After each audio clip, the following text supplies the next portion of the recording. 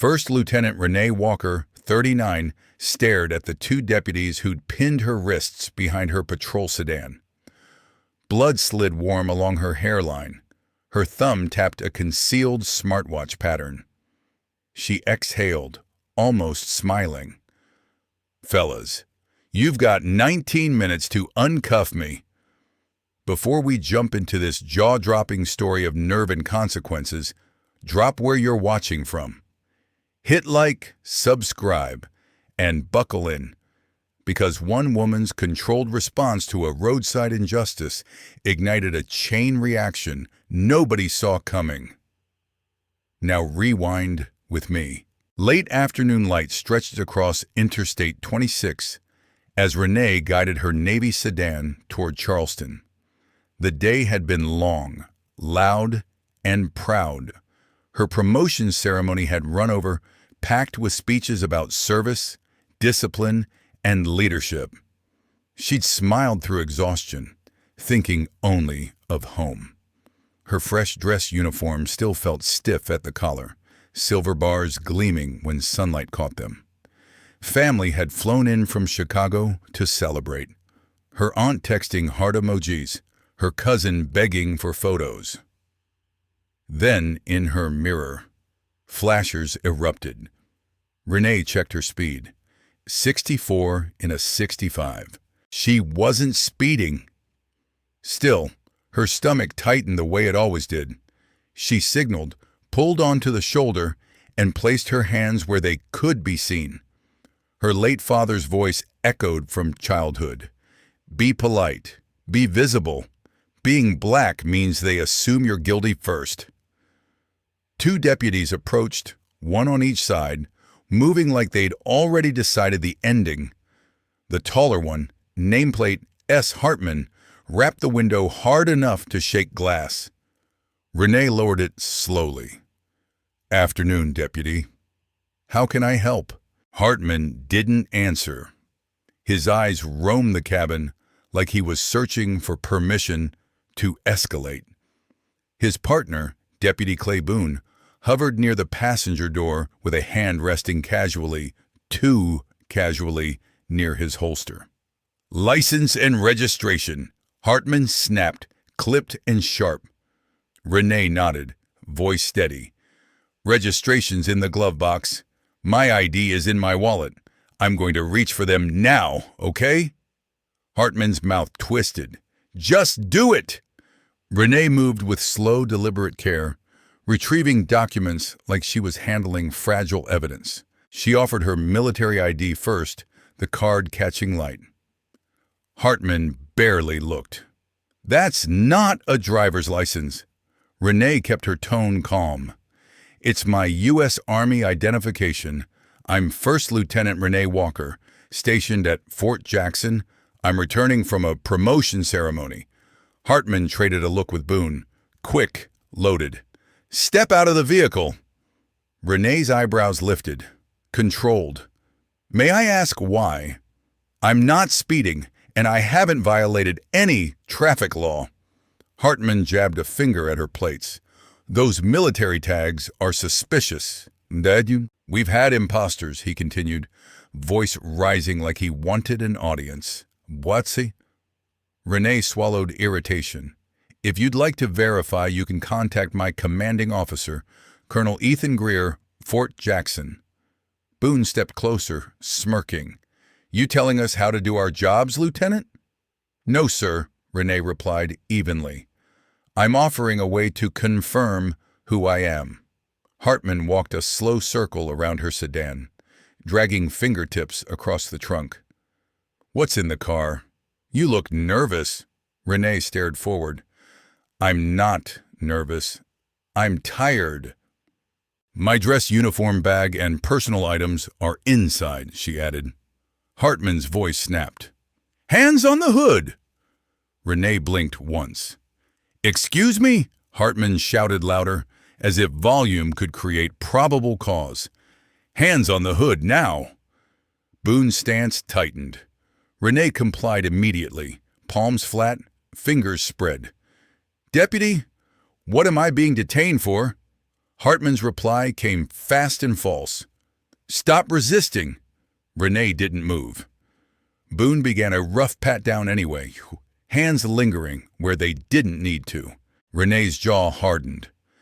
"I'm an officer returning from base," she said, controlled but firm. "This stop appears unsupported. I'd like to contact my command." Hartman seized her arm and yanked it behind her back. "You don't make calls. You don't run anything out here." Metal snapped cold. The world jolted. Hartman drove her forward. Her temple clipped the edge of her car with a sickening knock. Warm blood followed instantly.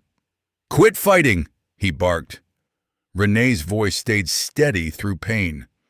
"I am not resisting." Passing cars slowed. A phone camera rose. Boone leaned close, muttering something ugly under his breath. Words he assumed the wind would swallow. Renee said nothing, letting her training take over. Assess, stabilize, choose the cleanest move. While they argued about charges, she pressed thumb and forefinger against her smartwatch. Precise, practiced.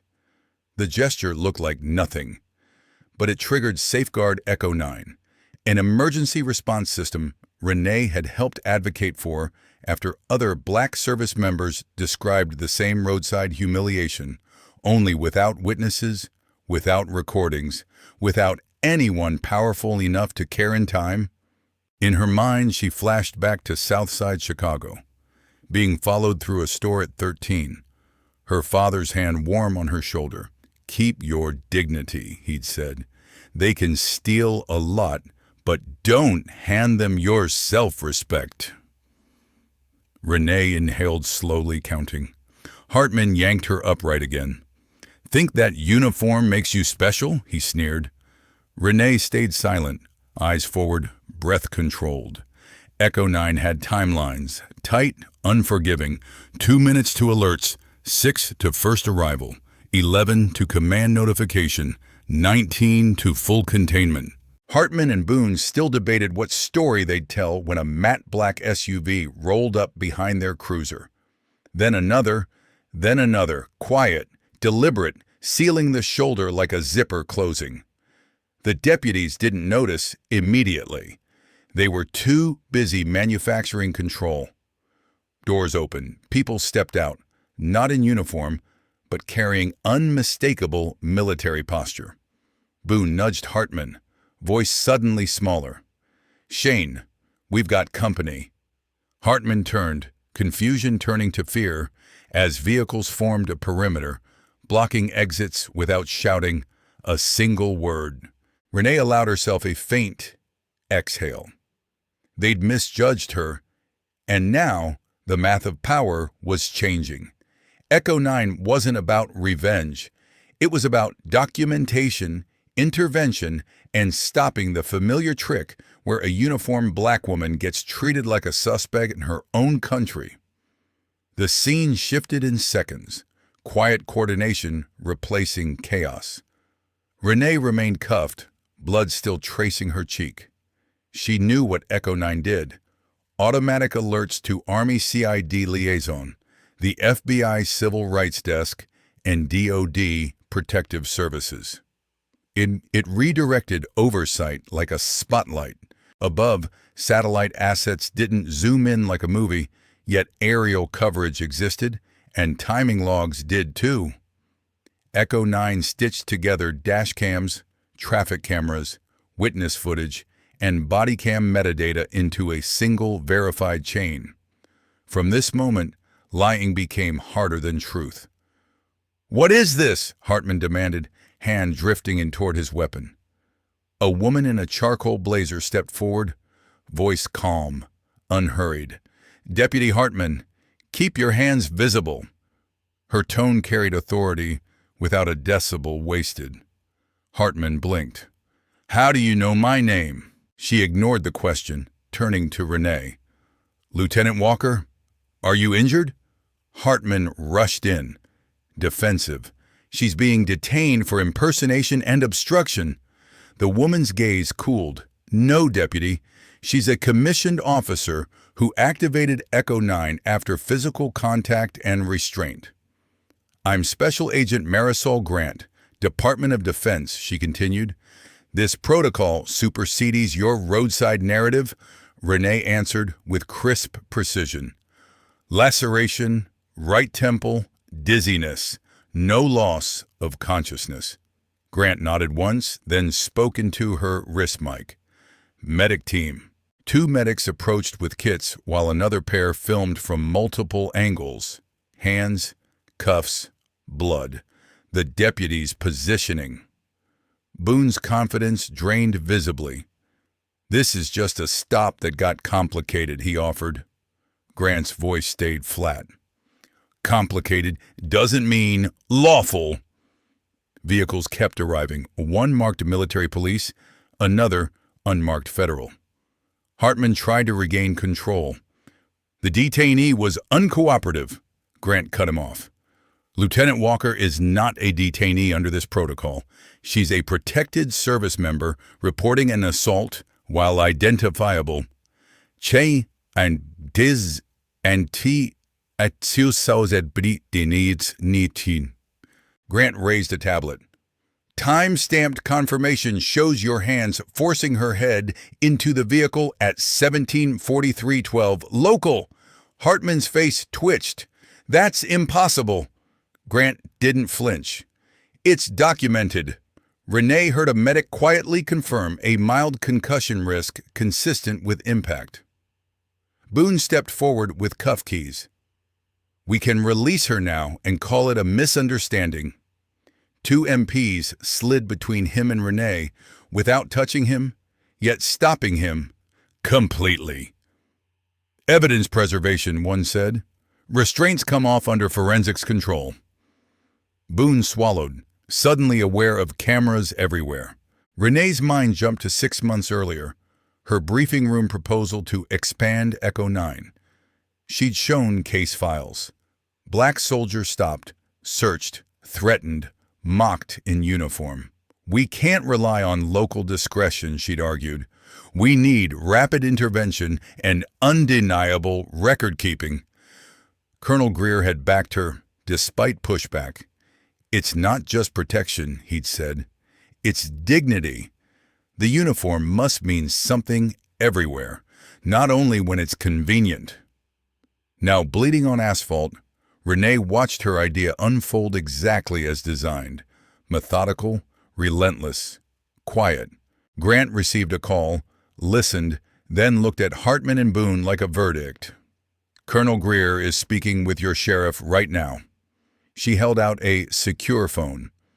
Hartman took it with reluctant fingers. His face changed as he listened, color draining, jaw tightening, eyes darting. A tech specialist approached Grant. We've secured the deputy's dash footage and are pulling body cam data remotely, Grant asked. Any gaps? The tech's pause answered, before words did. There's a recording interruption at the moment of impact. Grant's eyes narrowed. Noted. Hartman handed the phone back, voice smaller. We were told to release her and return to the station. Grant pocketed the device. You're not leaving yet. Hartman stiffened. We have jurisdiction. Grant cut in. You have obligations. You'll remain until statements are recorded. A helicopter thudded overhead. Military, not county. The sound wasn't intimidation. It was emphasis. Forensics photographed cuffs, placed them into an evidence bag, and documented Renee's wrists. Medics cleaned her wound gently. Renee stared past the deputies, watching witnesses still filming from cars. Through it all, she didn't shout, didn't cry, didn't plead. She simply stood, steady, bleeding, undeniable. Echo 9 turned a roadside abuse into a controlled scene with strict protocol, timestamps, chain of custody, secure uploads, witness statements, verified identifiers. 35 minutes after her activation, an SUV with government plates arrived. Colonel Ethan Greer stepped out, expression tight, moving with contained fury. His gaze softened only when it landed on Renee. She snapped to attention despite dizziness. "Sir," Greer nodded. "Lieutenant," Greer turned to Hartman and Boone. His voice was quiet enough to be terrifying. "Do you understand what you've done today?" Neither answered. "You restrained a commissioned officer. You struck her. You ignored identification. You used language that violates federal civil rights statutes." Hartman swallowed hard, eyes down. Hartman tried to protest. "We suspected fraud," Greer cut him off. "You suspected what your bias fed you?" He gestured at Renee's ribbons. "She has 2 deployments, a commendation for cybersecurity operations, and she helped build the very system now documenting your conduct." Boone looked sick. "We didn't know," Boone whispered. Greer's reply landed like steel. "That's the problem. You didn't want to know. You saw skin before you saw service." Greer looked back at Renee. "Lieutenant, are you prepared to proceed with full Echo 9 implementation?" Renee's voice was steady. "Yes, sir," Greer addressed the team. "Complete documentation. Pull all digital records. Expand background scope." His eyes found the deputies. "This won't be buried, minimized, or negotiated away." Hartman's hands trembled slightly. Cameras captured that, too. Fear replacing authority in real time. Renee remembered her father's words again. "Keep your dignity." Standing there, surrounded by federal and military oversight, she realized she'd done more than preserve dignity. She'd forced a system to look at itself under bright light with receipts too clear to deny. And once a spotlight is on, it doesn't just illuminate one moment, it reveals patterns. Greer spoke quietly to Grant. Plans formed fast, medical reports secured, witness list confirmed, device logs preserved, command notification sent. Renee's world narrowed to breathe, balance, and the sound of truth recording itself. The deputies stood boxed in by procedure, not fists. Renee watched them realize what Echo 9 truly meant. Consequences that moved on. Schedules, not emotions. No screaming, no spectacle, just accountable steps. And that calm was the most unnerving force in the entire scene. Sheriff Malcolm Pritchard slammed his office door hard enough to rattle plaques.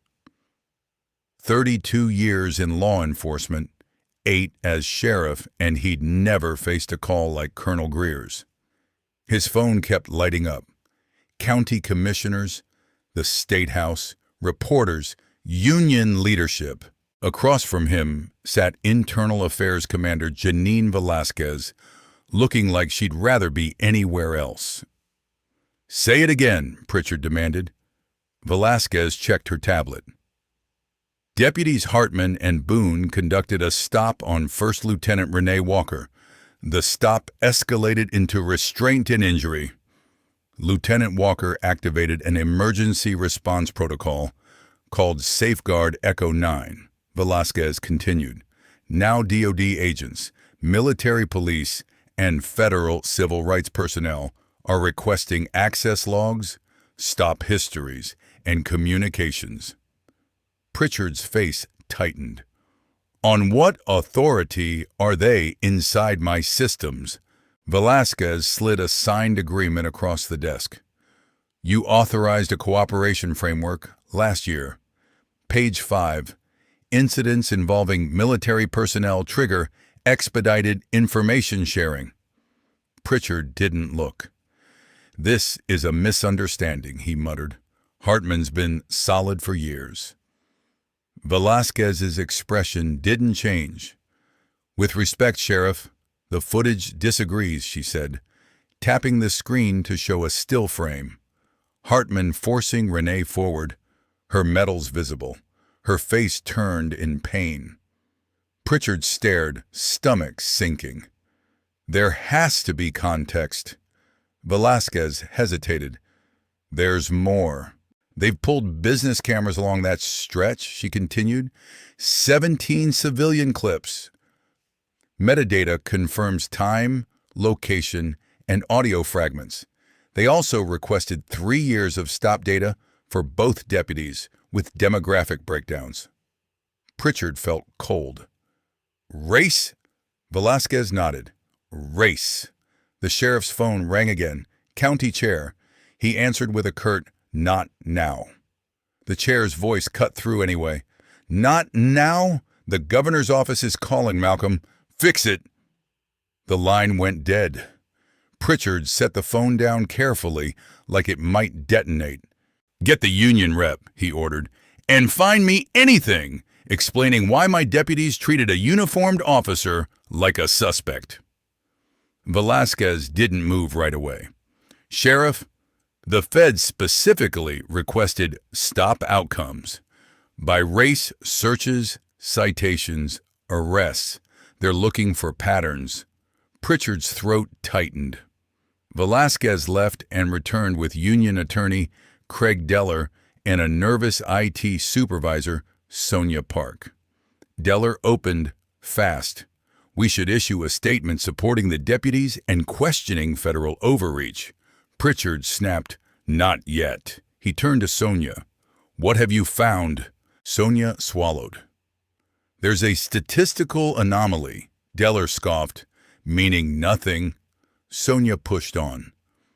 "Hartman and Boone stopped black drivers at roughly 4 times the rate of comparable deputies in the same zones.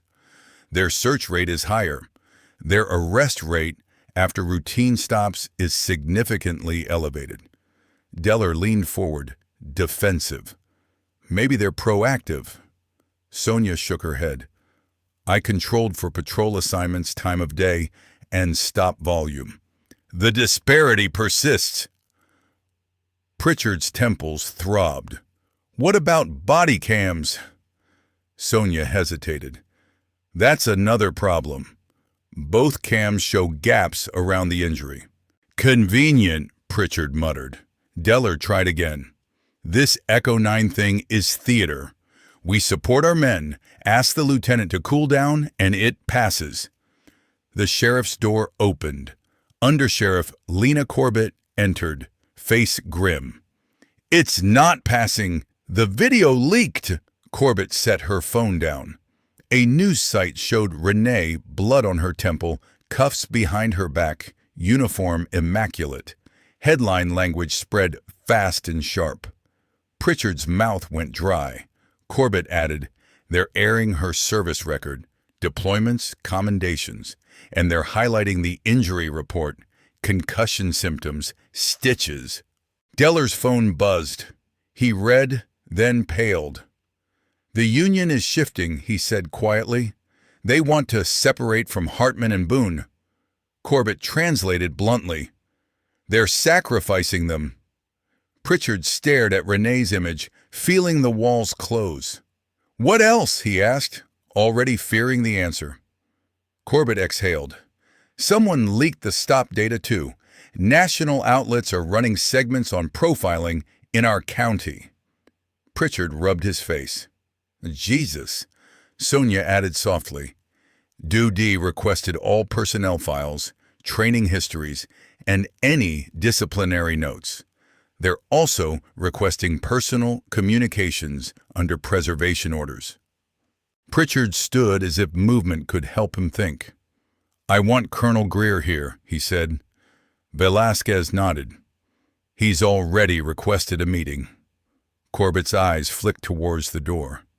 "He's not coming alone." Pritchard's stomach sank further. "Who else?"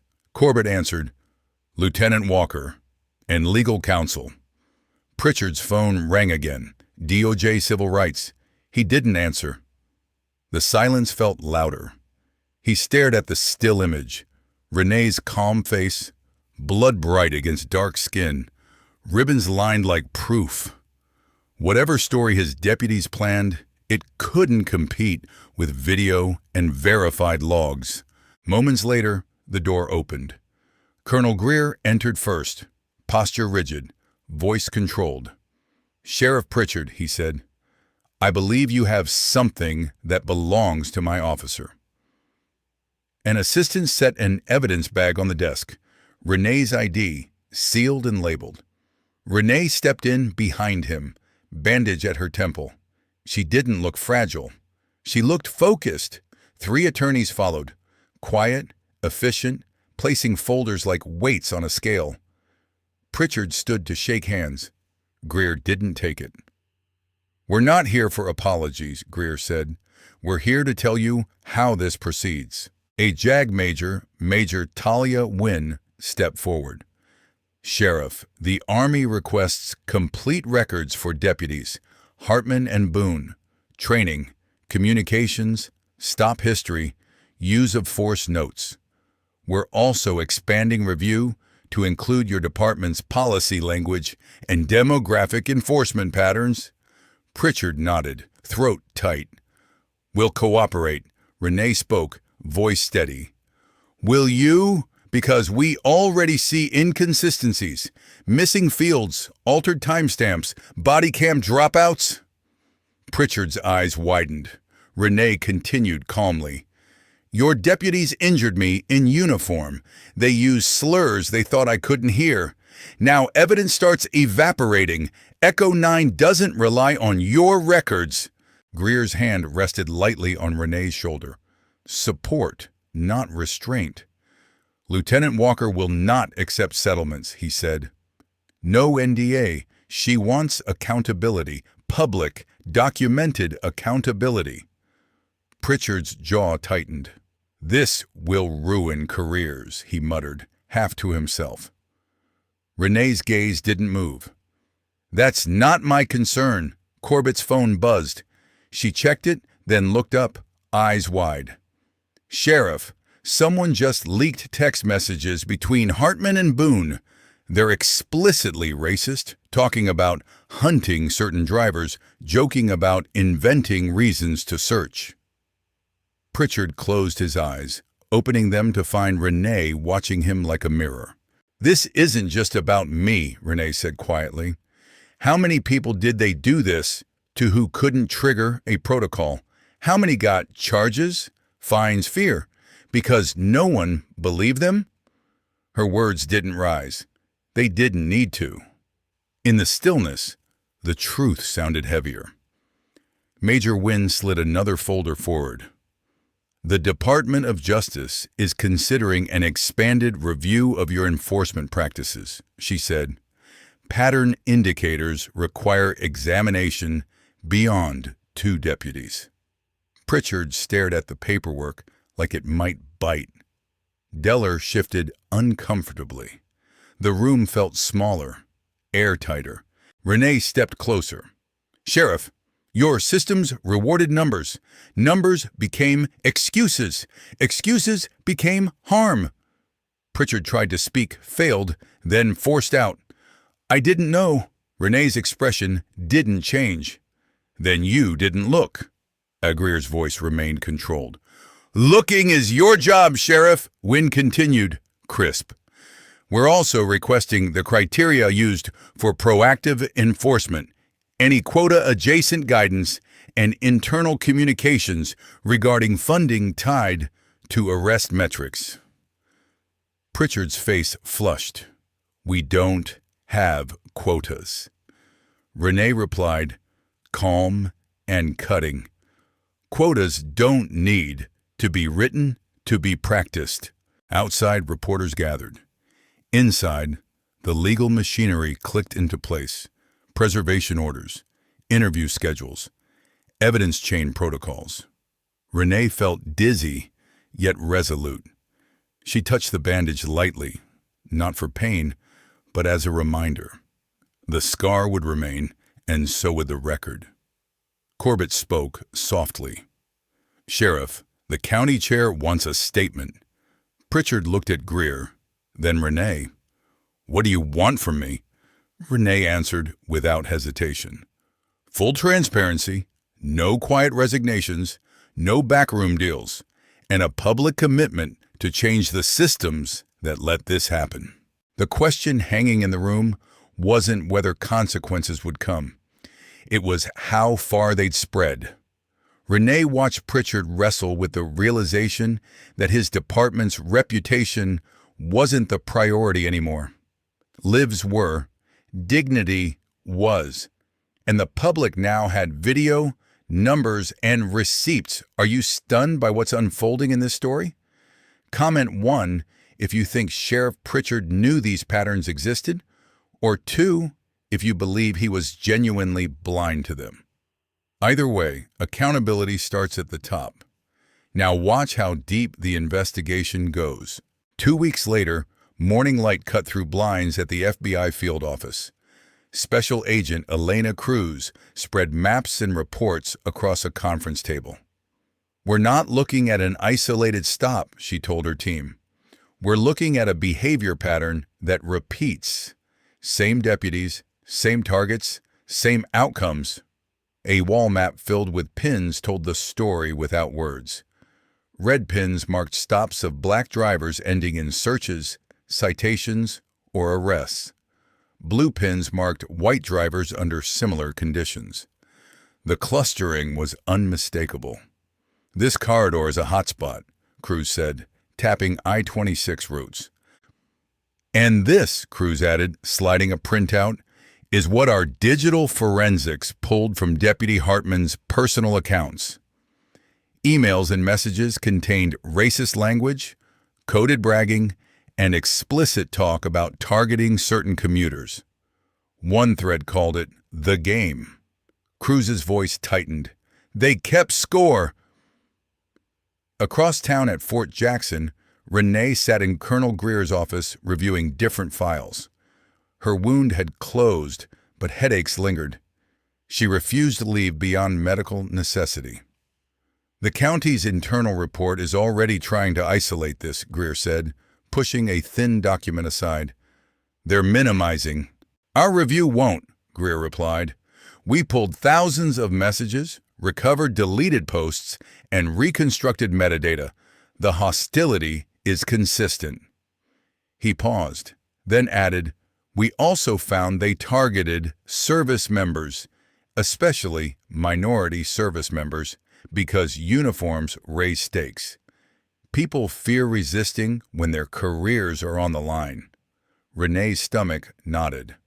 "How many?" Greer opened a folder. "At least 21 in 18 months, based on tags, keywords, and cross-reference stop logs." Renee went quiet, thinking of those who swallowed humiliation because they needed to get home. Keep rank, keep peace. Major Wynn entered with urgency. "Justice is widening the scope," she said. "They're considering a pattern or practice review of the sheriff's office." Greer's eyebrow lifted. "That's big," Wynn nodded. "It can lead to federal oversight, consent decrees, mandated training, monitoring, years of reform." Wynn hesitated. "There's more. The union's shifting tactics. Instead of defending the deputies directly, they're trying to discredit Renee." She set down a document. "They're selectively leaking an early career disciplinary note, an old conflict overseas." Renee's jaw tightened. "The one where I challenged treatment of civilians?" Greer's eyes sharpened. "And you were vindicated when the superior was sanctioned," he said. Wynn nodded. "Yes, but they'll strip context to paint you as difficult, standard playbook." Renee's voice stayed calm. "Let them try. My record is long. Their footage is longer." In county offices, Sheriff Pritchard faced his own storm. The county commission held an emergency meeting. "This isn't 2 deputies anymore," the chair said. "Federal investigators flagged additional personnel with disparity patterns." Pritchard had no answer. Evidence stacked like bricks. "How many?" someone asked. 12, came the reply. A county attorney added a detail that silenced the room. Lieutenant Walker's grandfather served in a segregated unit during World War II and returned to South Carolina in 1946. He reported being beaten by local police while in uniform. No charges were filed then. The historical echo hit like a punch. Meanwhile, Agent Cruz interviewed Boone, who had begun cooperating. His voice shook. Hartman called it fishing.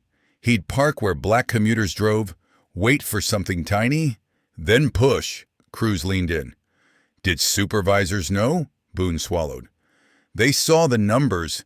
Nobody asked how we got them. Hartman even got commendations, Boone admitted. Officer of the month type stuff. Cruz's pen paused. So performance metrics rewarded harm? Boone nodded miserably. Yeah.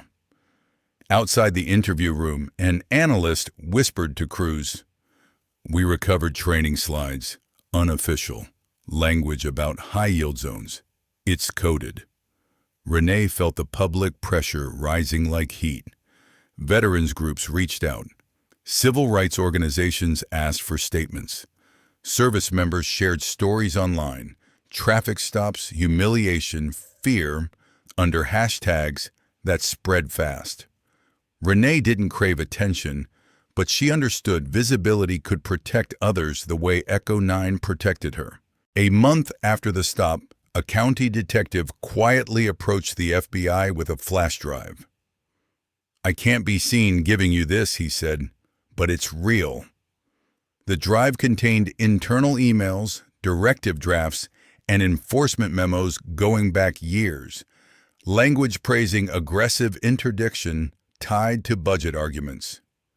The most damning chain referenced revenue and grant leverage from elevated arrest stats in targeted corridors, thinly veiled references to predominantly black neighborhoods. Cruz stared at the names on the emails, then at her team. "This isn't accidental," she said. "It's systemic." With revelations piling up, state officials could no longer pretend it was local drama. A DOJ spokesperson announced an expanded inquiry into discriminatory enforcement patterns, citing Lieutenant Walker's case as a catalyst. Renee watched the press conference on a muted screen, her hand resting on her bandage, eyes steady. That night, alone in her apartment, Renee studied an old photo of her grandfather in uniform. Young face, proud posture, tired eyes. "We're still fighting," she whispered, "but this time we have proof." Her phone rang. Greer's name glowed. "Lieutenant, DOJ wants you tomorrow. They're talking national guidance." Renee inhaled carefully. "I'll be there," she said. When the call ended, she touched the healing scar again. It would mark her forever. But she suspected it might also mark the moment a familiar pattern finally met an unfamiliar obstacle, documentation too comprehensive to erase. When the full dash footage hit social media, it moved like wildfire. The clip showed Renee calm, precise, and compliant. Then the sudden shove, the blood, the cuffs. Public reaction split fast. Outrage, solidarity, denial, defensiveness. Protesters gathered outside county buildings, holding posters with her uniformed image. Veteran organizations mobilized quickly, condemning the treatment of a service member in dress uniform. Active duty personnel stood in silent formation outside Fort Jackson, disciplined, wordless, powerful. The contrast between military order and roadside chaos made the story even sharper. Renee watched from a distance, uncomfortable but grateful. Online images went viral, Renee receiving commendations alongside still frames from the stop. Captions cut deep. She faced overseas danger and came home to this.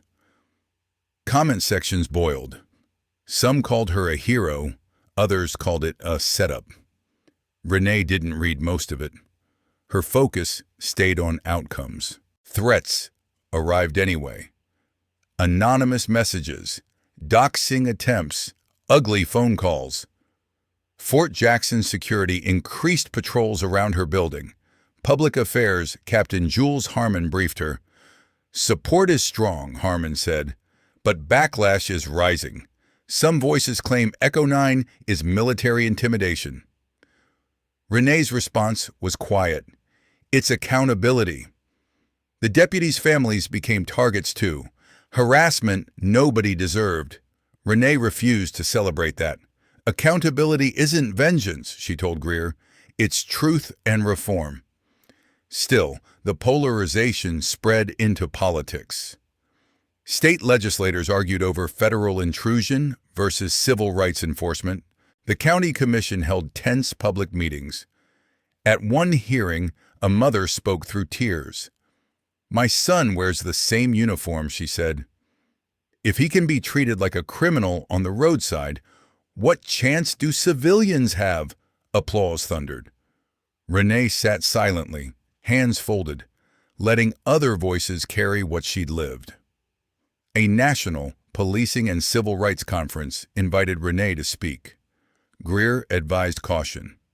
This goes beyond duty, he warned. It could affect your career. Some people hate attention. Renee considered carefully, then answered with steady clarity. Sir, I triggered Echo 9 knowing it would expose right. I can't step back now. Greer studied her a moment, then nodded. Understood. Renee knew the spotlight could burn, but she also knew it could disinfect. And if her voice, measured, disciplined, deliberate, could help shape safer standards for service members of color, then silence would be its own kind of surrender. In the weeks that followed, stories poured out nationwide. Black soldiers stopped near bases, searched in uniform, treated as threats. Journalists dug up parallels across states. Advocates and veterans formed unlikely coalitions, demanding standardized training for police interactions with military personnel, especially those from marginalized communities. The conversation shifted from one roadside incident to a broader demand: clear rules, transparent data, independent oversight. Some law enforcement leaders welcomed it. Others dug in, calling it an attack. Renee stayed careful in public statements. This isn't about condemning every deputy, she said. It's about confronting systems that protect misconduct. Her rare interviews were short, precise, and hard to twist. She focused on policy, body cam redundancy, anti-bias training tied to measurable outcomes, data audits for stop disparities, discipline that wasn't negotiated away, and community review mechanisms with teeth. If we can track weapons, she said, we can track patterns. At Fort Jackson, security maintained a quiet buffer around her life. Harmon reported threat assessments and recommended reduced public appearances. Renee agreed to limits, not silence. She worked with DOJ staffers on draft guidance for cross-jurisdiction incidents involving service members, emphasizing evidence integrity and immediate medical documentation. Meanwhile, Sheriff Pritchard faced mounting pressure. Deputies were placed on leave. Supervisors were reassigned. Internal investigations expanded beyond Hartman and Boone. Funding committees froze discretionary budgets pending reforms. Pritchard publicly admitted failures in oversight. Privately, he grappled with a simple fact. Numbers had been screaming for years.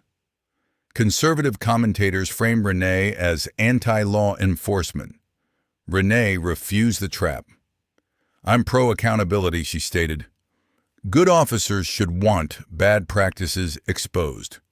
Some deputies quietly reached out, thanking her for forcing changes they'd feared pushing themselves.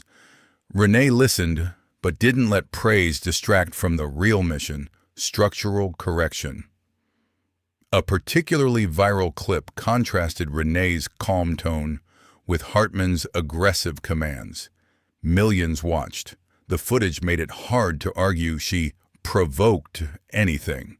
Still, arguments persisted because denial is stubborn. Renee's answer stayed the same. Watch the video, read the logs, follow the evidence. The governor announced a statewide review of traffic stop data collection and bias training requirements. Several legislators countered with bills limiting external oversight. The debate grew loud. Renee stayed focused on outcomes, not theater. In closed meetings, she pushed for standards that didn't depend on goodwill, enforceable compliance, routine audits, penalties. Protests continued outside county buildings. Speakers included veterans, clergy, students, and retired deputies. One retired sergeant said into a microphone, "We swore oaths. Oaths aren't slogans." The crowd roared. Renee stood off stage, hands clasped, feeling the weight of being symbol and person simultaneously. DOJ investigators presented preliminary findings: repeated disparities, training gaps, policy language encouraging high-yield enforcement, and weak accountability mechanisms. They recommended negotiated federal oversight unless reforms were immediately implemented. Pritchard's administration scrambled.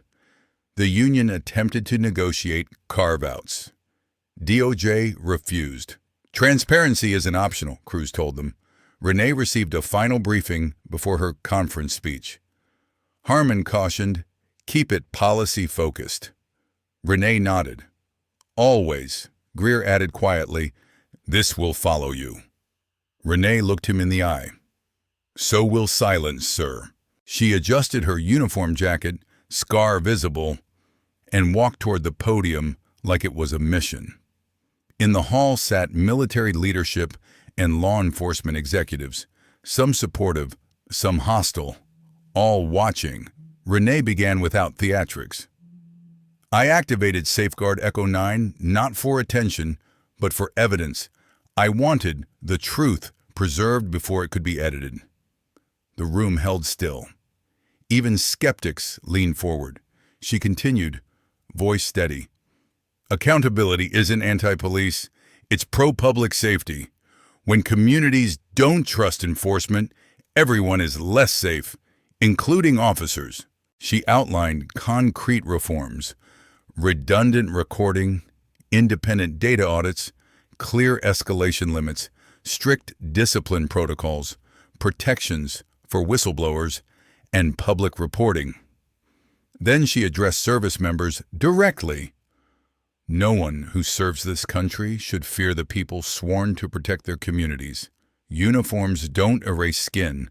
Policies must protect people, not reputations." Applause rose.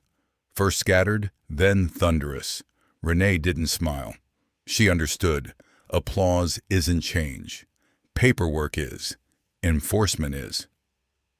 Afterward, leaders approached with requests: toolkits, training modules, guidance documents. Some asked for quiet conversations. Renee refused quietness that led to nothing. "Put it in writing," she said. "Publish it, measure it, fund it, enforce it." Her scar itched under stage lights, a physical reminder of the cost of proof. Over the next month, draft standards circulated nationally. Protocols for stops involving identifiable service members, mandatory reporting when force is used, immediate supervisor notification, and preservation of all recordings with independent backups. Departments that adopted early saw public trust rise. Departments that resisted drew scrutiny. Renee's case had become a reference point. She remained careful, refusing to be turned into a mascot. "This isn't about me being brave," she told a military publication. "It's about systems being honest." Privately, she had hard nights, headaches, anger, exhaustion. But every time she considered stepping away, she remembered those 21 unseen stops. The final DOJ meeting was blunt.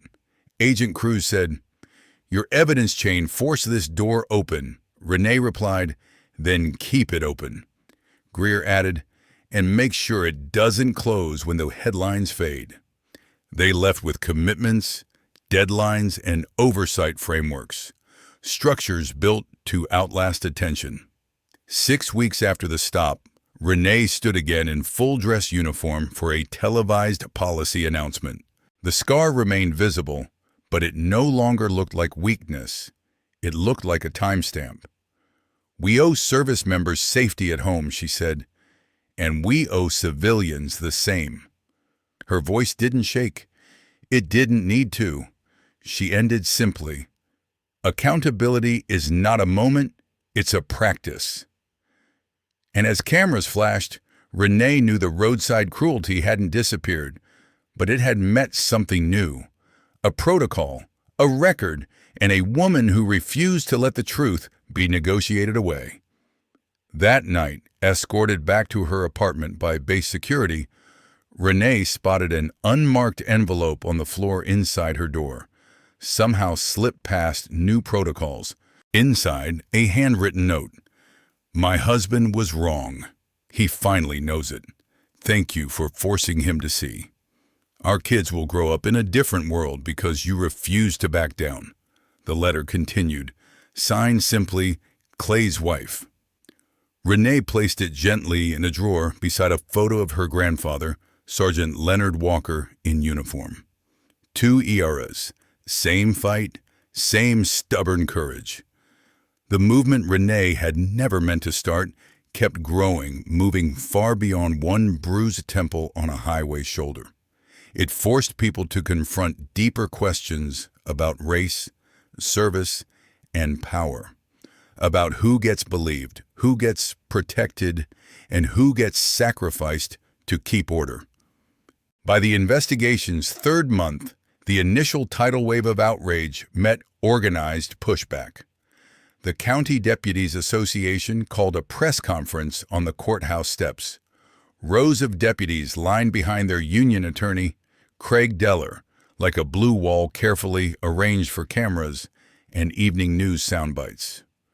"We absolutely support accountability when misconduct is real," Deller declared, microphones bristling in front of him. "But what's happening now is an assault on an entire profession over claims about 2 deputies. This has gone from reasonable review to a witch hunt jeopardizing public safety." The talking points had shifted. The goal was no longer defending Hartman and Boone personally. It was protecting the badge as an institution. Within days, cherry-picked snippets from Renee's military file appeared on partisan sites. Old disciplinary notes from her first deployment framed as proof she was volatile and insubordinate. Headlines screamed, "Officers' troubling history raises questions." The articles conveniently skipped the outcome, that her stance protecting civilians had been vindicated when her superior was punished. At Fort Jackson, Colonel Ethan Greer slid one printout across his desk, jaw tight. "This isn't random," he said.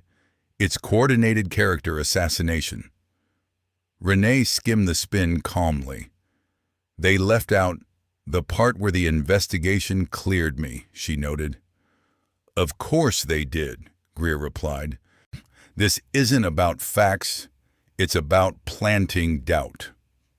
The smear campaign was just the first counterattack. The next phase struck witnesses and evidence. A college student who'd filmed the stop suddenly found patrol cars lingering at one outside his apartment at ODD hours. An older couple who'd given statements supporting Renee received back-to-back tickets for petty infractions they swore they hadn't committed. The message was obvious: speak up, and life gets harder. Worse, items supposedly secured as evidence began malfunctioning. The original dash footage, already copied by Echo 9 but still stored locally, was reported corrupted when auditors requested another review. Boone's personal phone, seized with a warrant, inexplicably reset to factory settings while logged in evidence storage. Log showed unknown error. They're closing ranks, Special Agent Elena Cruz told Renee during a secure briefing. This is no longer just about Hartman and Boone. Leadership is actively obstructing. Renee didn't look surprised. And your investigation? Still moving, Cruz said, but every step meets resistance. Changed stories, missing files, suddenly unreachable officials. Renee considered that quietly. They're betting outrage fades, she said. If they stall long enough, people get tired, move on. Cruz nodded. Delays are a tactic, and usually a winning one. The pressure spread beyond the sheriff's office into politics, media, and the military hierarchy itself. Local politicians who'd initially tweeted support began hedging, using safe phrases like waiting on all the information and standing with our deputies in difficult times. The mayor, once fiery about reform, started talking more about healing and moving forward, carefully avoiding the word accountability on live microphones. Even inside the Army, Renee felt subtle shifts. Paperwork that once moved quickly now lingered. A routine clearance renewal was suddenly flagged for deeper review. Colleagues who'd been openly supportive became cautious, some admitting privately they'd been advised to keep professional distance from anything connected to the case. Greer stayed firmly in her corner, but didn't sugarcoat it. They're hoping you'll crack, he warned. Take a payout, sign non-disclosure paperwork, let things quietly settle. Renee's answer was immediate. That's not happening. Greer sighed. Then you need to understand, this isn't two deputies anymore. It's an entire system. That system pushed back harder when Renee was summoned to meet Major General Curtis Hale, the base commander. His office radiated controlled intimidation, polished wood, minimal decor, every award precisely aligned. Lieutenant Walker, he began, voice formal, I recognize your desire for justice, but this situation has grown expansive. It's affecting civil-military relations, base operations, and the careers of many, including yours, Hale said. There's an offer on the table. The county will terminate both deputies, conduct a limited review, and pay substantial damages. In return, you sign a strict non-disclosure. Federal scope narrows to just them. Renee answered without hesitation. Sir, I must respectfully decline. Hale's expression sharpened. I'm not sure you grasp the cost. Your promotion to captain is under review. The Pentagon assignment you were slated for is frozen. Continue this, and you may be sacrificing the career you've built. Renee held her stance. With respect, sir, if my career can be jeopardized because I reported being assaulted while in uniform, the problem is bigger than a sheriff's department. Hale studied her. You've thought this through. Yes, sir. And still you persist. Yes, sir. The silence afterward felt heavy. Hale finally asked, Your grandfather, Sergeant Leonard Walker, 92nd Infantry? The question startled her. Yes, sir. Hale nodded slowly. Buffalo soldier. Met him once at a veterans event. Exceptional man. He stood, signaling the meeting's end. That's all, Lieutenant. As Renee turned, he added quietly, he'd be proud. The conversation left her conflicted. Hale's personal respect seemed genuine, yet the institutional pressure was undeniable. Both the sheriff's office and segments of the military machine were pushing toward the same goal: containment, not justice, not truth, just quiet. And they hadn't exhausted their playbook yet. Things turned darker when Hartman tried to reach her directly. An email pinged her personal account, not the official one, proposing a private meeting to settle this between us. Renee immediately forwarded it to Army Security and the FBI. Cruz's reaction was instant. This could be manipulation or a safety risk. "We're increasing your protective detail," Cruz said. Around the same time, Renee discovered one of her performance reviews had been edited. New comments questioning her judgment and team cohesion appeared. Greer, furious, had the changes reversed and documented, but the message was clear. The system could weaponize bureaucracy too. Offers kept coming. A transfer to another installation for her safety and advancement. A settlement large enough to change anyone's financial future, tied to strict silence clauses. Renee refused each one. She hadn't asked for this fight, but now that it had started, she wouldn't trade justice for comfort. What she couldn't predict was how her refusal would affect others. Deputy Claiborne, the junior partner from the stop, eventually buckled under federal pressure and his own conscience. Against union advice and without guarantees, he came forward with a full account, covering not just Renee's stop, but years. "It wasn't just Hartman and me," his sworn statement began. "It was understood policy, never written, but clear. Target certain neighborhoods, certain drivers. Keep the stats high. Don't ask too many questions about why." His testimony pointed fingers upward. Supervisors, trainers, administrators, including Sheriff Malcolm Pritchard himself. As Boone's words went public, backlash intensified. The union branded him a traitor in an internal memo that promptly leaked. Threats against his family escalated until federal witness protection became necessary. But the dam had cracked. Other deputies, emboldened, started sharing their own accounts, some anonymous, some brave enough to attach names. What started with Renee's concussion and handcuffs had become a sweeping exposé of systemic bias. In a rare unguarded moment, she admitted to Greer, "I never wanted all this, sir. I just wanted what happened to me taken seriously." Greer answered softly, "Sometimes accountability means dismantling the machine." "You triggered Echo 9, he added, "but you also triggered something bigger, truth, in a system built to look away." As resistance hardened around her, Renee wrestled with brutal questions. How much of herself was she willing to risk? Her career, personal safety, privacy. How long could anyone stand under that weight? Have you ever pushed back against a powerful institution that wanted you quiet? Drop a 1 in the comments if you believe Renee should keep fighting despite the personal cost, or a 2 if you think she should accept a deal and protect her future. There's no easy answer. This chapter forces us to weigh personal sacrifice against systemic change. Would you put your career, reputation, and safety on the line to expose a pattern of injustice? Hit like and subscribe if stories about people who refuse to back down matter to you.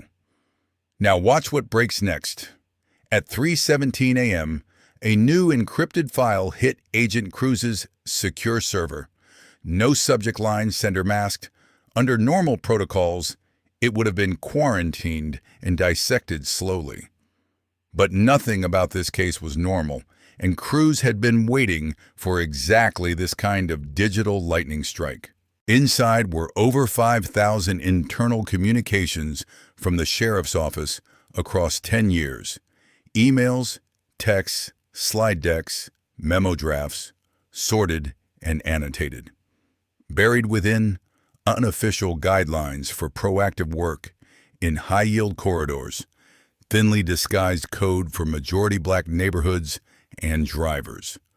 Someone inside had mapped the rot in excruciating detail.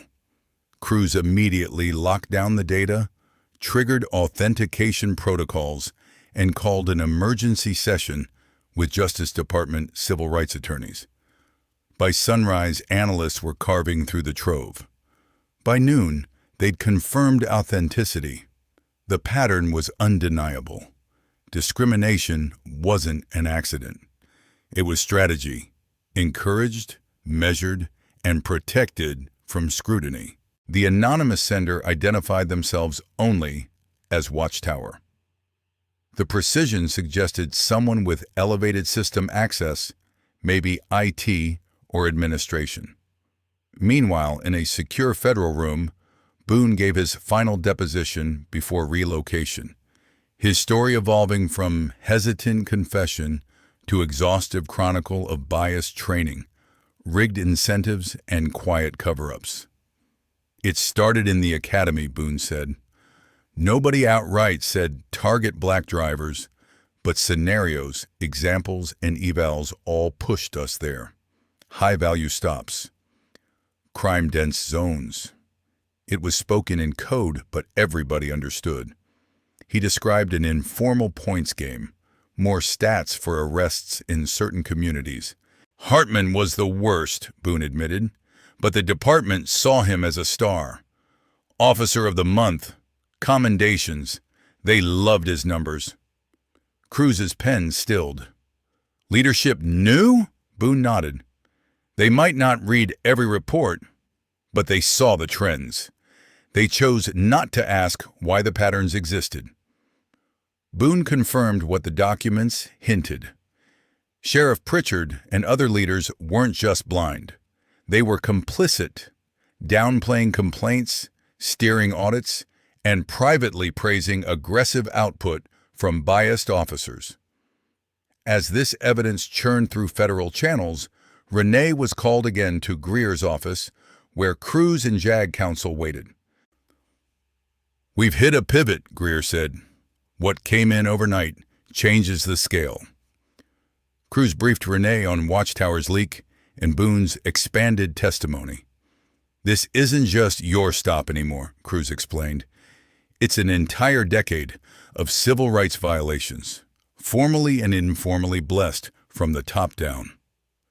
"Justice is preparing a full pattern and practice action," Cruz said. "Federal oversight, mandated reforms, possible criminal charges for multiple officials, Pritchard included." Greer added, "One more wrinkle. Hartman has requested a monitored conversation with you. He claims there's information not yet in his formal statements relevant to other victims." Renee frowned. "Why should I entertain that?" Greer answered. "Because if he's holding additional data, it could help people who never got Echo 9 protection." She turned to Cruz. "Your read?" Cruz shrugged slightly. "He's cornered. He wants leverage. Whether it's self-serving or genuine remorse, the intel might be critical."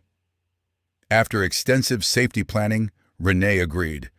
They met in a federal building, multiple agents present. The man across from her barely resembled the swaggering deputy from the highway. Shane Hartman now wore detention khakis, shoulders slumped, eyes ringed with sleepless nights and dawning consequences. "Lieutenant Walker," he said quietly, "thank you for coming." Renee stayed silent. Letting him talk was its own power. Hartman's hands trembled slightly.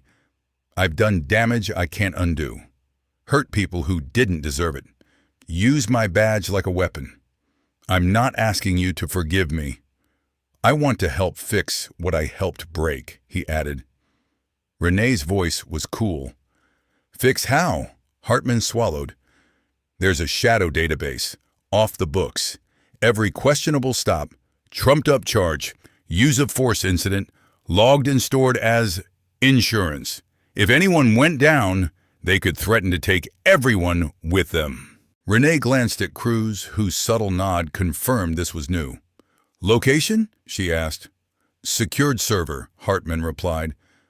"Access limited to top brass and union leadership. I know the structure, passwords, backup paths. It catalogs every victim, names, falsified write-ups, timestamps, including at least half a dozen uniformed service members. That changed everything. If real, the database wouldn't just support prosecutions, it could open paths to relief for hundreds of people. Renee studied Hartman. Why now? He finally met her eyes. Because you didn't fold. They hit you with threats, money, lies, and you stood. You woke Boone's conscience. Now, maybe mine. Too late for me, he added, but maybe not for them. As the meeting concluded, Renee didn't feel triumphant, just drained. The corruption was deeper than she'd imagined, the harm more expansive. But within hours, agents used Hartman's access instructions to seize the hidden server and lock it down. Inside, they found over 700 flagged incidents involving minority residents, unlawful stops, bogus charges, excessive force, all tracked by the very people committing them. Mutual blackmail disguised as protection. The breadth and precision made denial impossible. This wasn't a few bad actors. It was an engineered ecosystem. The database became the investigation's breaking point. Justice quickly moved from examining to acting. Pritchard was placed on leave pending federal civil rights and obstruction charges. 11 other supervisors and command staff members faced similar counts. The mayor announced a permanent civilian review board with real teeth and independent authority. The governor named a special prosecutor to revisit every case in the database, starting with those leading to incarceration. For Renee, vindication tasted complicated. The system's sickness was worse than the one wound she'd lived. What about everyone who never had Echo 9, cameras, or a colonel backing them? It was never just about me, she told Greer, as they studied the newest reports. It's about each person whose life got twisted because officers could lie and the system believed them. Greer nodded. Exposure is step one. Real change is everything that has to come after. With the immediate fight trending toward resolution, Renee's own future came back into focus. The Pentagon job was reoffered, promotion to captain reinstated. Private firms dangled lucrative roles. Some even floated political possibilities. Yet Renee found herself wondering if her most important work might sit outside traditional command chains. That evening, she received another encrypted note, this time directed to her personal secure inbox, signed by Watchtower. Lieutenant Walker, many of us on the inside wanted to act sooner, but stayed silent. Your refusal to bend made our silence impossible. You turned stored evidence into unavoidable truth. That database wasn't only protection for crooked officers, the message continued. Some of us kept it intact, hoping for a day someone outside the system would force it into the light. That day arrived because you wouldn't sign away your voice. Signed simply, a friend behind the firewall. Sitting with that message, Renee realized the real breaking point hadn't been the leak, the confessions, or the server seizure. It was the moment she pressed her smartwatch and decided not to shrug and drive home. Everything since flowed from that single refusal to accept that's just how it is. 6 months after the stop, Charleston's law enforcement landscape looked almost unrecognizable. The Justice Department's pattern and practice case ended in a binding consent decree, forcing sweeping reforms under federal monitoring. Pritchard resigned under a cloud of indictments. Hartman pled guilty to civil rights and obstruction charges. Boone to lesser counts. Hartman received a 10-year federal sentence. Boone, 3 years with potential early release due to his cooperation. Department leadership was effectively gutted. An interim chief from outside, retired FBI civil rights investigator Nora McKay, took over, bringing a reputation for zero tolerance on bias and games with the numbers. The previously temporary Civilian Review Board was made permanent by city ordinance, its authority expanded to examine policies and discipline, not just individual complaints. But the most symbolic shift stood at a podium inside the department's bright community room. Captain Renee Walker addressing a joint training of deputies and soldiers. Uniforms, military or law enforcement, carry both privilege and weight, she told them. They mark you as someone entrusted with power. That trust is fragile. Break it, and you don't just harm individuals, you damage the bond that keeps communities and institutions from tearing apart. The room was silent, listening. The curriculum she designed, now required across South Carolina, focused on interactions with service members, implicit bias, and de-escalation. Agencies in neighboring states were already adopting it. National rollout was under discussion. Renee had turned her ordeal into a training pipeline meant to prevent the same abuse from repeating. Among participants sat Clay Boone, temporarily released under supervision to help with the program. His cooperation had been crucial in dismantling the old regime.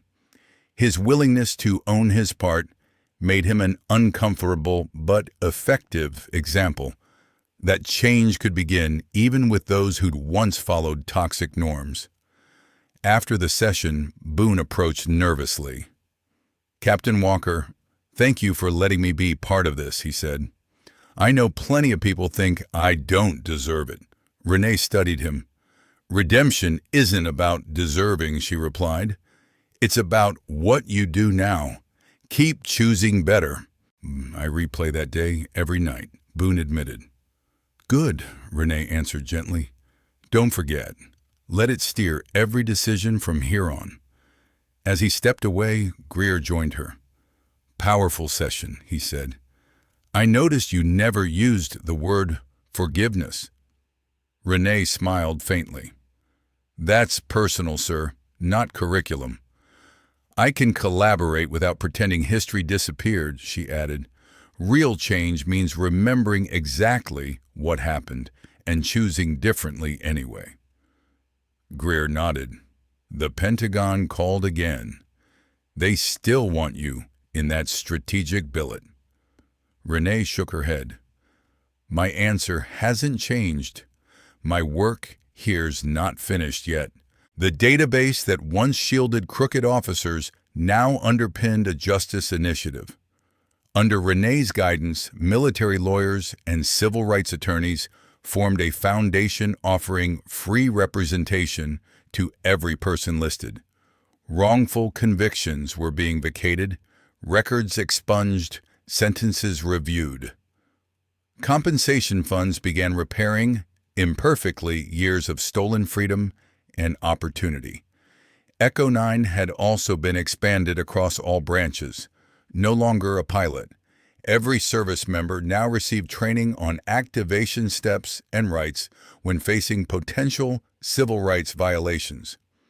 Special liaisons were assigned near major bases, ensuring what happened on a roadside in Charleston wouldn't vanish unrecorded somewhere else. Pushback continued, of course. Some unions labeled the reforms anti-cop. Certain media personalities framed Echo 9 and federal oversight as political attacks. A few military leaders worried about creating special classes of citizens. Renee didn't argue on cable panels. She let numbers and outcomes speak louder than anyone's hot takes. In Charleston, crime didn't spike. It ticked slightly down. Officer morale, initially shaky, improved as clear rules replaced whispered expectations. Community trust scores climbed based on independent surveys. Fewer complaints, fewer lawsuits, fewer late-night panicked encounters. It became harder to claim these reforms were soft on crime when evidence said otherwise. One of the most startling meetings came when former Sheriff Pritchard, awaiting trial, requested to see Renee. After deliberation, she agreed. "I thought I was protecting my deputies," he said, genuinely bewildered by his own history. "I convinced myself it was about safety, not race. I was wrong." "When did you actually realize that?" Renee asked. He sighed. "Not when I should have, not with early complaints or even the first charges. Honestly, it hit when I saw faces in that database. Hundreds of lives bent or broken on my watch." The admission didn't erase harm, but matters. That conversation reinforced something Renee already sensed. Lasting reform needed more than policy rewrites and leadership swaps. It demanded a shift in how people inside the system perceived the communities they served, seeing individuals instead of stats, neighbors instead of quotas, human beings instead of high-yield targets. Nationally, her case helped push the Service Members' Civil Rights Protection Act, setting clear standards for police interactions with military personnel and enhancing penalties for violations. Several states modeled their own broader civil rights statutes on it, extending protections and enforcement mechanisms to all residents, not just those in uniform. Renee herself evolved. The first lieutenant who triggered Echo 9 in desperation was now a captain whose voice shaped policy on both military and civilian sides. The once reluctant public figure embraced her platform, not for celebrity, but as a tool to hammer at structures that had seemed immovable. At the close of one training, a young black cadet approached her. "Ma'am, I joined because I saw your story," she said. "You proved this job can be different." Renee smiled. The system changes when people inside it decide to change. Remember that whenever convenience and courage collide. The scar on Renee's temple had lightened but not vanished. She chose not to conceal it. In photographs and on screens, it served as a quiet reminder. This all started with a slam against metal and a refusal to pretend it didn't matter because she survived. A year after the stop, Captain Walker returned to the exact shoulder on I-26. No plaque marked the spot. The asphalt looked ordinary. Yet to her, it was hallowed ground, where fear met resolve, where go along to get along finally lost its grip on her conscience. Charleston's department, once notorious for silent bias, had transformed dramatically. Interim Chief McKay eventually stepped aside for a permanent leader. Chief Dana Whitfield, a black woman with a background in civil rights research and policing. Renee had recommended her, believing internal culture needed someone who understood both law and harm. Under Whitfield, the department became a model for transparent policing. Agencies from across the country visited to study reforms. The once hidden database of abused power now underpinned widespread case reviews. More than 200 convictions had been thrown out so far, with restitution funds distributing millions to people wrongfully targeted. Hartman served his sentence at a medium-security federal facility. As part of his plea, he spoke via video to academies about how culture, incentives, and unchecked prejudice twisted his judgment. Boone, released early, worked full-time with reform commissions, turning his guilt into persistent advocacy inside skeptical law enforcement circles. Renee's own career shifted again. After spearheading the Military Personnel Protection Initiative, transforming Echo 9 into a robust safeguard network, she was asked to advise on broader national oversight. The protocol that shielded her had since protected numerous service members in tense encounters, each one documented before excuses could overwrite reality. As she stood on the roadside, a familiar government SUV pulled up. Now Brigadier General Greer stepped out. "Figured I'd find you here," he said. "This isn't usually your style, Captain." Renee smiled faintly. "Not a pilgrimage, sir.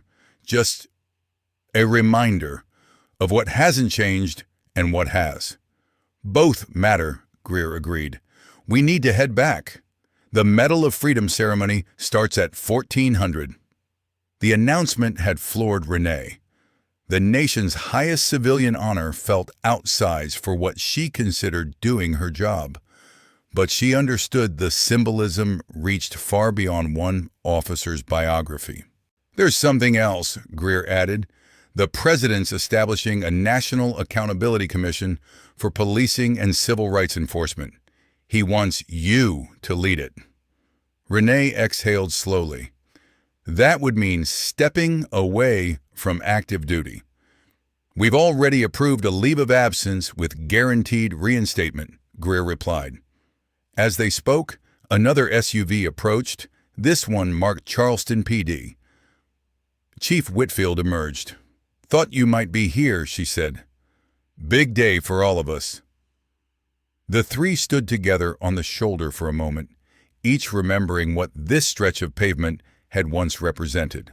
"I brought news," Whitfield said. "Seemed right to share it where everything started. The Council voted unanimously this morning to adopt the Walker Standards as permanent policy."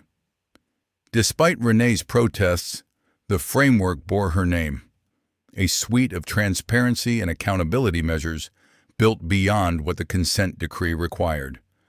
The standards mandated uninterrupted body cam use, automatic uploads, civilian review for every force deployment, and detailed demographic reporting for all stops. "The vote wasn't the wild part," Whitfield continued.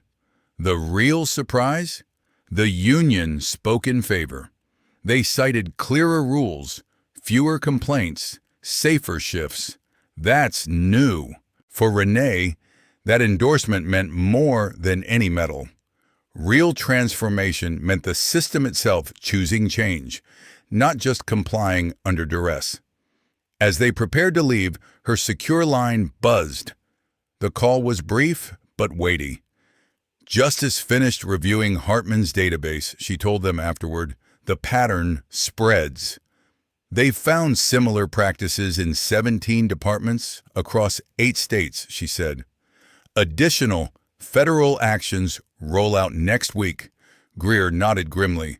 "What started here was never going to end here." Renee quoted softly, "Injustice anywhere is a threat to justice everywhere."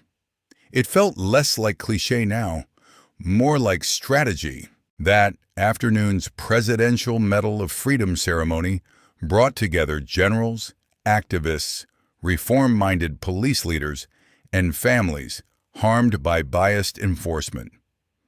In full-dress uniform, Renee stood at attention while the president draped the medal around her neck, recognizing her extraordinary bravery in confronting systemic injustice and reshaping institutions. In her short remarks, Renee avoided self-congratulation. "This isn't about one person's courage," she said. "It's about what's possible when we refuse silence and insist our systems live up to the values printed on their patches and flags." The applause was long, but she measured success differently. At the reception, she saw familiar faces. Boone arrived with his family, cleared for temporary travel. "Captain Walker," he said, "my kids wanted to meet the woman who turned their dad around." Renee shared a look with his wife, recalling that note slipped under her door months earlier. "Redemption isn't a gift," Renee told him. "It's work. You're doing it." More unexpected was Hartman's 20-something daughter, a senior at Howard. "My father asked me to be here," she explained. "He wanted you to know your decision to meet with him changed something in him. He's trying." Renee had visited Hartman in prison 3 months prior. She hadn't granted easy absolution, but acknowledged his cooperation. "Your father has a long road," she told his daughter, "but walking it anyway matters. Tell him I see that." The young woman nodded, eyes bright with conflicting emotions. The final surprise was meeting Watchtower, the former department IT specialist who'd quietly archived incriminating data for years. "When you refused to sign away the truth," he said, "I knew it was time. One unwavering person can create the opening others need." Renee shook his hand, deeply aware of shared risk. A week later, she returned to Charleston for a different milestone. Graduation day for the first academy class trained entirely under the Walker standards. At Chief Whitfield's invitation, Renee delivered the keynote. "That badge symbolizes responsibility more than power," she told the cadets. "Your job is protection, not domination. Accountability doesn't weaken you," she continued. "It legitimizes you. It assures the people you serve that authority won't be abused in the shadows." Among the audience sat Hartman and Boone as part of structured rehabilitation programs, living, breathing reminders that those who once contributed to harm could help repair it. As the ceremony closed, Renee thought back to that first harsh knock on her car window, the flash of pain, the press of handcuffs, and the quiet decision to press a hidden pattern on her watch. Echo 9 had started as an emergency tool. It had become something larger. It became proof. It became leverage. It became a catalyst that cracked open an insulated culture. The system still wasn't perfect, far from it, but traffic stops that once disappeared, undocumented, now arrived preloaded with evidence. Officers knew excuses would share space with actual footage and preserve data. The work wasn't over. Reforms could erode. New leaders could backslide. Resistance would adapt. Yet standing before the new class taking their oaths, Renee felt a steadier kind of hope. Not naive optimism, but the grounded confidence that comes from seeing concrete changes survive their first political storms. "Your commitment to justice starts today," she told them in closing. "It will be tested when nobody's filming, when speaking up might cost you friends or promotion. Choose right anyway."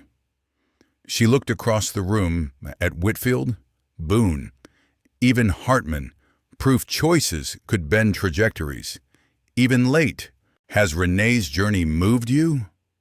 If you think our systems need stronger accountability, tap that like button and subscribe for more stories that dig into real-world power, courage, and change.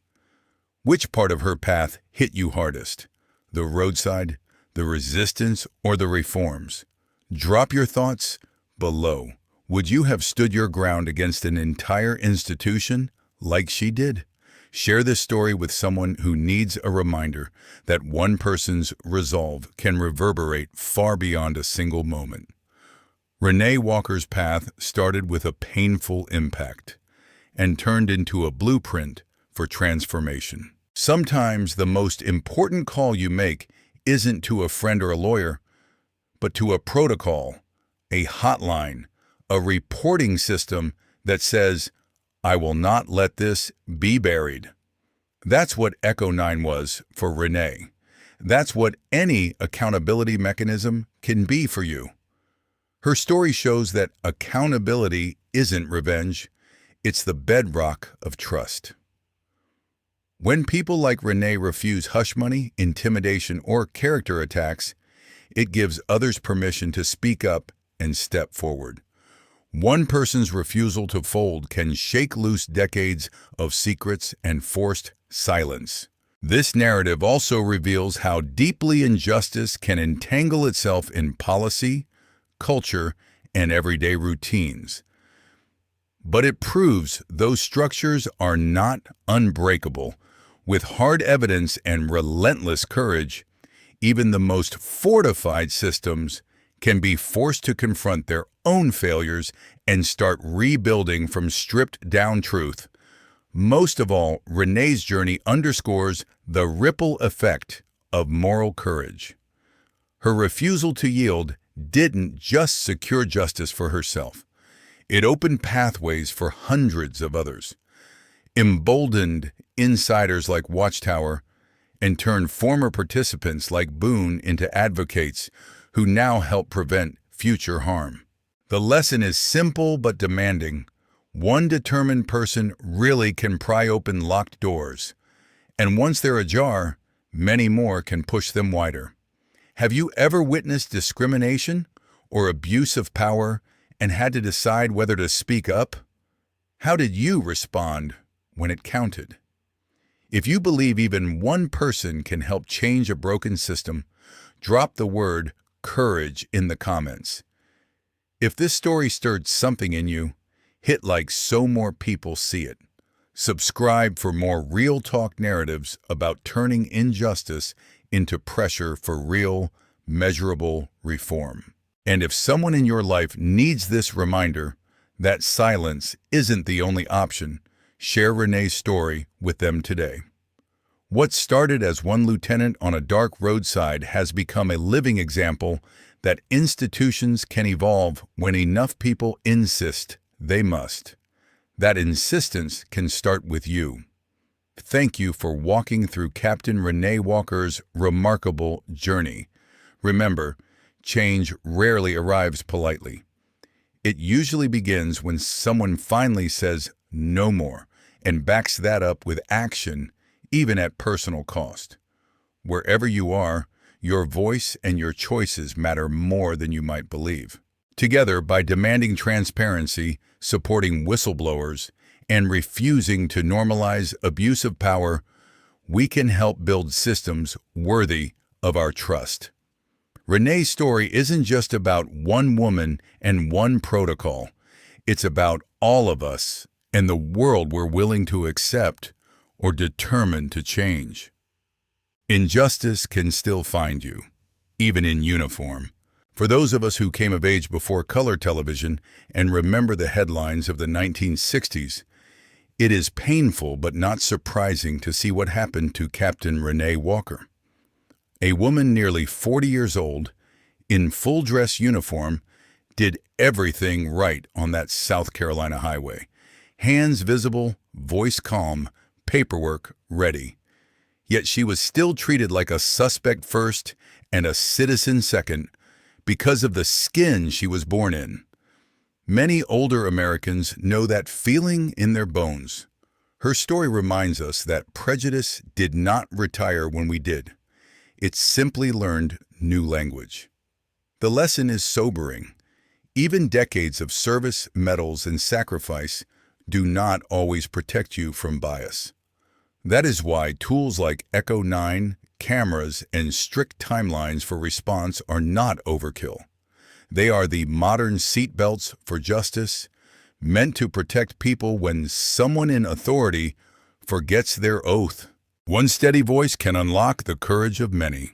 If you have lived long enough, you know that institutions rarely correct themselves out of kindness. It took Renee pressing that tiny pattern on her smartwatch, refusing hush money, and standing firm when her promotion and safety were on the line to crack open a whole decade of abuse. But notice something important. Once she stood her ground, others followed. Boone chose truth over loyalty to the blue wall. Watchtower risked a career to leak the hidden files. Federal agents, honest deputies, and everyday citizens stepped forward. Those of us who marched, wrote letters, or voted through earlier struggles have seen this before.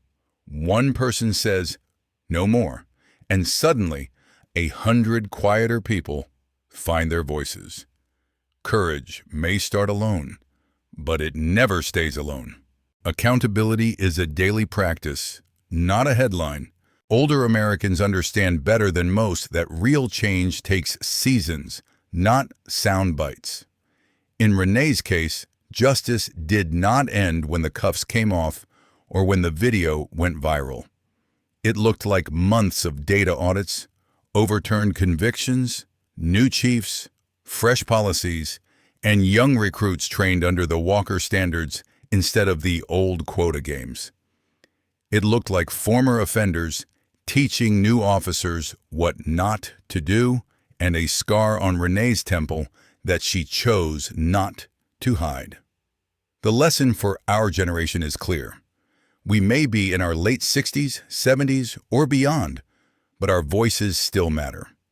By demanding transparency, voting for leaders who value reform, and encouraging our children and grandchildren to speak up, we help turn accountability from a moment into a habit. And that habit may be the best inheritance we leave behind. The legacy in our hands. Many of you watching this have gray hair, well-worn photo albums, and stories that could fill a bookshelf.